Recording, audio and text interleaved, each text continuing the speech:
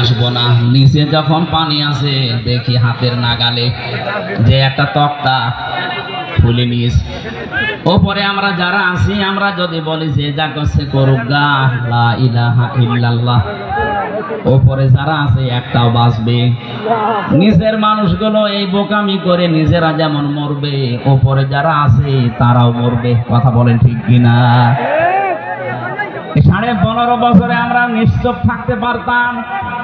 আমার তো বাস্তব যতটুকু জ্ঞান আমি দেখেছি, এই 14টা দল বাদ দিয়ে বাংলাদেশে যত মানুষ আছে আমরা সব কিন্তু মাজলুম।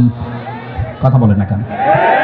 যে দলের না আমি বলেন, 14 দল বাদ দিয়ে যারা আছি আমরা সব মাজলুম। আমার আয়াতের শেষের শব্দে এটা আছে, আমরা ব্যাখ্যায় যাব। আমি আমার যতটুকু লেখাপড়া আয়াতের উপরে আছে, আমার মনে হয় বাংলাদেশ আজকে একেবারে মিলে যাবে। আপনারা থাকবেন তো ঘন্টা খানিক।